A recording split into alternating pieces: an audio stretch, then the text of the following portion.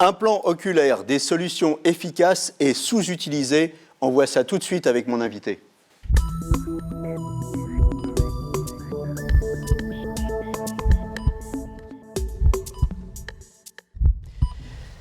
Alors avec moi sur le plateau de Capital Santé, le docteur Assouline, vous êtes un des pionniers français de la chirurgie de la myopie et des implants multifocaux. Vous avez reçu le prix de l'Académie Asie-Pacifique en février à Hong Kong. Félicitations. Et avec vous, aujourd'hui, on va faire le point sur les implants. Alors, avant d'entrer dans la technique des implants, quand on évoque les opérations, on pense tout de suite au laser, mais personne ne nous parle des implants. Alors, c'est une technique, finalement, qui n'est pas connue et qui n'est pas connue des pros eux-mêmes. Alors, comme beaucoup de choses à propos de l'œil, il y a une certaine transparence qui fait que les gens ne connaissent pas les choses, tout simplement parce que c'est un peu technique et abstrait. Mais en gros, les défauts de vision peuvent être corrigés soit par un traitement laser de la surface de l'œil, c'est ce qu'on appelle la cornée, soit en ajoutant un implant à la place du cristallin qu'on enlève au cours de la chirurgie de la cataracte. Ça, c'est la technique, mais alors pourquoi ils ne savent pas ça la chirurgie de la cataracte est très fréquente, c'est 800 000 cas par an en France, et on met toujours un implant. Ce qui a changé depuis une quinzaine d'années, c'est qu'au lieu de mettre un implant simple qui va corriger soit la vision de loin, soit la vision de près au choix, on a des implants qui corrigent les deux, voire également la vision intermédiaire qui sert énormément aujourd'hui pour le travail sur écran d'ordinateur, pour les partitions de musique, tout ce qui se passe à bout de bras. Donc des implants sophistiqués. Alors pour mieux comprendre, on va voir tout de suite une petite vidéo sur l'accommodation, pour comprendre comment tout ça fonctionne. Et vous allez nous commenter tout ça. Alors l'œil fonctionne un peu comme un appareil photo ou une caméra. On a besoin de faire la mise au point. Donc un objet qui est vu à l'infini, en principe on le voit au repos, mais si on doit avoir un objet qui se rapproche, et plus c'est proche, plus c'est difficile, on doit accommoder, c'est-à-dire faire changer la forme du cristallin, qui est la lentille qu'on voit à l'intérieur de l'œil, derrière le diaphragme qui s'appelle l'iris, et cette lentille augmente sa puissance avec un phénomène qu'on appelle l'accommodation. Alors le problème, c'est qu'à partir de 40 ans, le cristallin durcit, et les muscles qui actionnent cette lentille ne sont plus aussi efficaces, et donc on ne peut plus accommoder. On appelle ça la presbytie, les gens connaissent bien ça, c'est le syndrome des bras qui rallongent. Voilà. Pour pouvoir lire, on est obligé d'éloigner l'objet, ou le livre, ou le journal, parce qu'on n'arrive plus à accommoder suffisamment pour faire la mise au point. Donc en fait, ce que vous nous dites, c'est qu'il y a trois visions, globalement. Il y a la vision de près, donc c'est celle qu'on perd quand on devient presbyte et on rallonge comme ça pour arriver à lire. Il y a la vision intermédiaire. Intermédiaire, c'est sur l'ordinateur, c'est 80 cm, c'est pour travailler. 60 à 80 cm, c'est la distance de travail la plus fréquente maintenant à cause des interfaces informatiques. Voilà. Que vous soyez sur smartphone ou sur écran, c'est toujours entre 65 et 80 cm. Et donc, il y a la vision de loin. Donc ça, c'est pour la conduite, la télévision, voilà, la vision à distance. Donc, ce cristallin là, que vous nous avez montré, cette lentille, elle se déforme. Et comme elle se déforme, on va faire le point en fait, sur l'image en fonction qu'elle est plus ou moins près ou loin. Et il y a un moment, elle ne se déforme plus. Donc, elle durcit. Donc, on devient presbyte. Et la cataracte, qu'est-ce que c'est alors ? Alors, la cataracte, c'est la prolongation de ce problème. Le cristallin vieillit. Au début, il durcit. Et après, il perd également sa transparence. Donc, il perd sa transparence de façon très progressive. On compare ça à un pare-brise ou à une vitre qui devient sale. Donc, bien évidemment, on n'attend pas que les gens ne voient absolument plus rien pour leur proposer de les opérer. Et ce qui s'est passé ces 15 dernières années, c'est qu'on a tendance à opérer de plus en plus précocement parce que l'opération est devenue très fiable, très confortable et surtout très efficace pour corriger la vue. D'accord. Donc, dans ces trois types de vision, près, intermédiaire, loin, les implants, on peut les utiliser dans ces trois types de vision. Alors c'est ça l'art de l'ophtalmologiste actuel, c'est d'arriver à combiner les implants qu'on va mettre dans les deux yeux du patient de façon à prendre en charge la vision de près, la vision intermédiaire et la vision de loin, en sachant que les implants n'arrivent pas à corriger tout à fait parfaitement ces trois distances, et donc on est obligé de combiner les implants sur les deux yeux pour avoir une vision parfaitement nette à chacune de ces distances. On va voir ça dans le détail. Alors, mais d'abord, pour qu'on comprenne bien et pour qu'on voit ce que c'est un implant, on a une vidéo qui nous montre ce que c'est un implant oculaire, et donc vous allez nous expliquer. Alors là, on voit qu'on vient d'enlever le cristallin, donc c'est la chirurgie de la cataracte. Pour être plus exact, on aspire le contenu du cristallin avec une petite pompe à ultrasons, donc c'est tout à fait indolore. Il y a des incisions qui sont très miniaturisées, donc Il n'y a pas de fil de suture. L'anesthésie se fait par simple goutte. On va voir ça dans le détail après. Oui. Et vous voyez que là, on a remplacé le contenu du cristallin, dont on a gardé l'enveloppe, par un implant en matériaux synthétiques. Un truc en plastique. Un truc en plastique, mais c'est un plastique très sophistiqué. Très sophistiqué. Alors, c'est grand comment? C'est quoi? Ça mesure à peu près 1 cm de diamètre. Et l'optique elle-même, qui est la partie centrale, mesure 6 mm. 6 mm. Ça peut paraître un peu effrayant quand on nous dit on va toucher à vos yeux. Alors, on va voir, là, on a aussi une vidéo que vous allez nous commenter. C'est la pose de l'implant. Alors là, on voit la chirurgie du cristallin. Vous voyez qu'on a fait une micro-incision. C'est un peu l'équivalent d'une ponction, comme pour la célioscopie, sauf que c'est miniaturisé. Et avec cette petite sonde à ultrasons, on a liquéfié le contenu du cristallin, qui est quand même assez dur, et on l'a aspiré.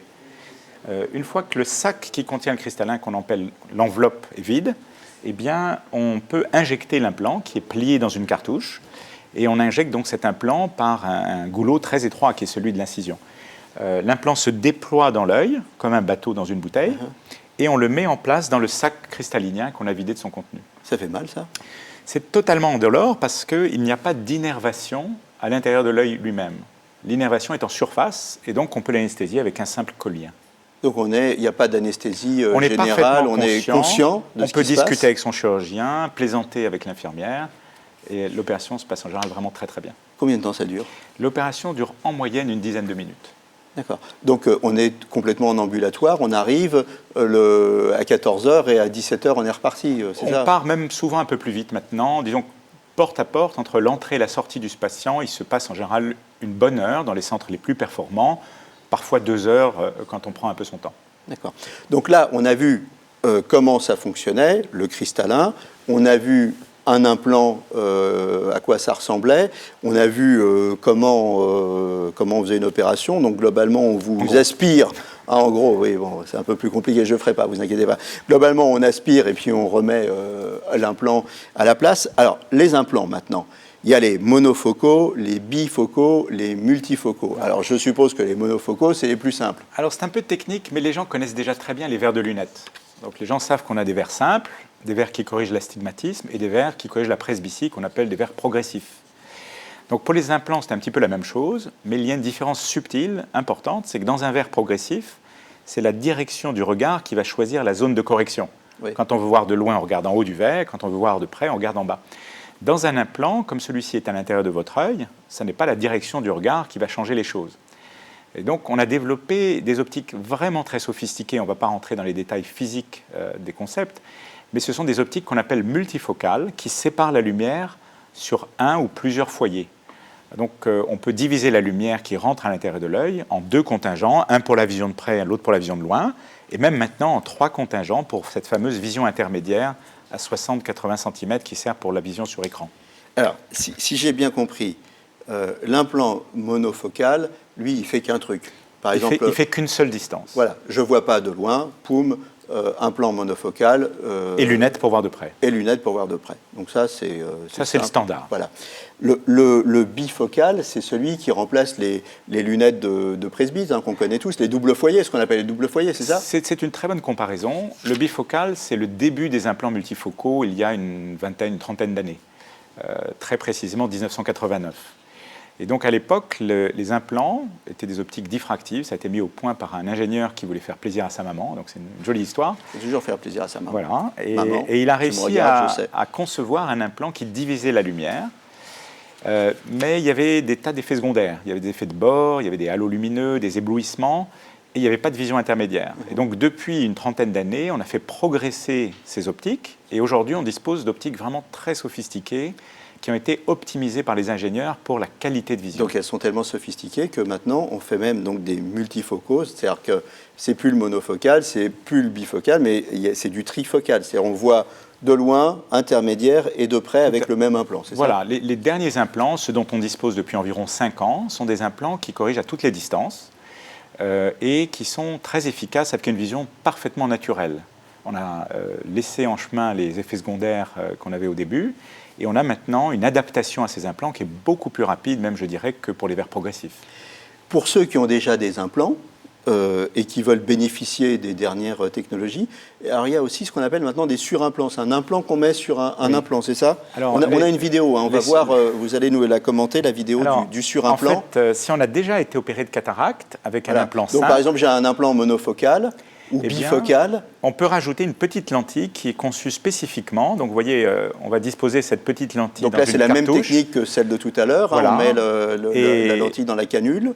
Voilà, dans une petite cartouche d'injection, et puis on injecte cette lentille qui va venir se poser sur l'implant préexistant.